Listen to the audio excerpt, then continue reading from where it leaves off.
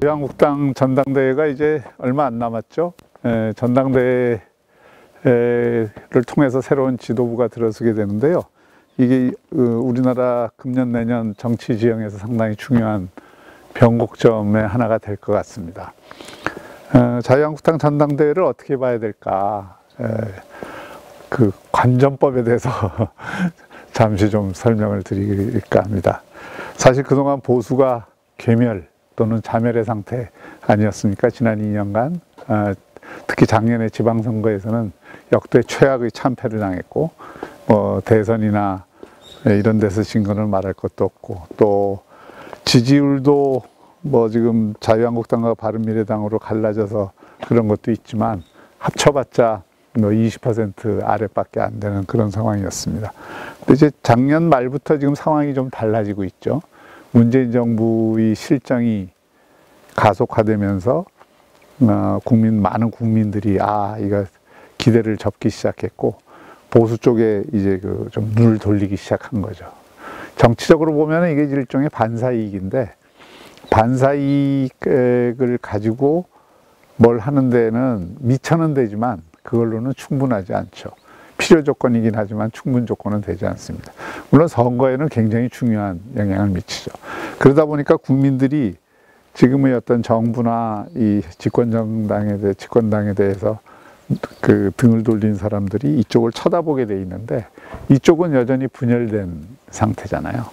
그러니까 자유한국당이 그런 반사이익을 얻고 또 새로운 어떤 보수의 구심이 될 수 있느냐에 대해서 국민들은 지금 지켜보고 있는 것입니다. 그런 과정에서 작년 이래 그 자유한국당 지지율이 조금씩 오르기 시작해서 지금은 민주당과의 지지율 격차도 한 15% 내외 정도로 줄어들었습니다. 한번 해볼 만한 환경이 된 것이죠. 그렇지만 최근에 일련의 그 사태에서 보듯이 자유한국당이 아직도 정신을 제대로 못 차리고 있다 이런 지적들도 많이 있습니다. 실제로 그 새로운 가치나 노선을 분명하게 지금 정립을 하지 못한 상태고 또 당은 특히 국회의원들을 중심으로 해서 과거의 타성에 아직도 젖어 있는 측면들이 많이 있고 여전히 보신주의와 출세주의에 빠져 있는 것 아니냐 이런 비판들로부터도 자유롭지 않습니다. 저는 이번 전당대회에서 누가 그 당대표가 되든 정말 과거의 그 보수 정당의 리더십과는 다른 리더십을 보여줘야 된다고 생각합니다. 그런 리더십을 보여줘야 한국 정치도 발전을 하고 그리고 보수 세력도 새롭게 일어설 수 있고 또 다음 총선이나 대선에서 보수 세력이 승리를 할 수 있다고 생각합니다. 그게 어떤 리더십일까요? 두 가지입니다. 많은 분들이 얘기하지만 첫째는 역시 통합의 리더십이고요. 두 번째는 그 개혁의 리더십입니다. 혁신의 리더십입니다. 이 통합의 리더십이 특히 중요한데 오늘날 자유한국당이 이렇게 괴멸한 이유가 어디에 있을까요? 결국은 보수 중심으로 개파 중심으로 그냥 권력을 가졌다 그래서 독점을 하고 그래서 자기에게 줄 선 사람들에게 주로 공천을 주고 그렇게 해서 이 권력을 굉장히 협소하게 운영을 했기 때문에 오늘날 보수가 이렇게 쪼그라든 것 아니겠습니까? 또 분열된 것 아니겠습니까? 그래서 이런 것을 넘어서려는 새로운 리더십 프로그램 또는 이 패러다임은 통합을 진짜 하는 겁니다. 권력은 독점할수록 커지는 게 아니라 공유할수록 커진다. 그리고 집권하기 위해서 지금의 어떤 자유한국당은 여기에 머무르지 않고 보다 넓게 인재를 끌어들이고 또 나아가서는 바른미래당까지도 통합할 수 있는 또 바깥의 다양한 이 보수 세력들을 다 규합을 해낼 수 있는 그런 통합의 리더십을 보여줘야 됩니다. 쉬운 일이 아니죠.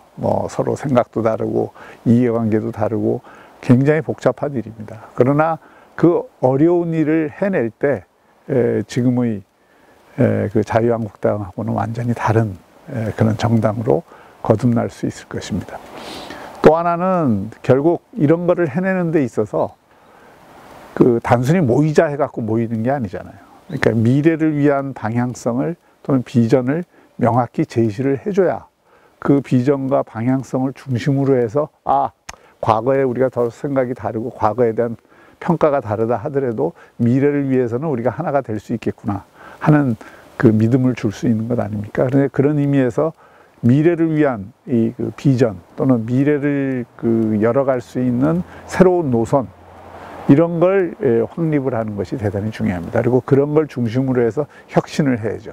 그 혁신의 중요한 내용 중에 하나는 결국 당을 운영하는 데 있어서 독점적인 권력을 가졌다고 해서 일방적으로 당 리더가 또 권위적으로 당 운영을 하는 것이 아니라 소위 민주적이고 수평적인 어떤 소통 체계를 통해서 운영을 하는 것이고요. 또 바깥에 대해서도 열린 자세로 하는 것이고, 결국 제일 중요한 것은 다음 총선에서 어떤 방식으로 이 새로운 인물들을 수혈을 하고 또 그들을 공천해서 승리로 이끌 거냐 하는 데 대한 시스템으로서의 대안, 제도로서의 대안을 마련하는 일도 대단히 중요하다고 생각합니다. 이런 일을 하는데 누가 더 적합하냐, 이게 이번 전당대회에서 당 대표를 뽑는 기준이 돼야 되는 것 아닌가 이렇게 생각을 합니다. 감사합니다.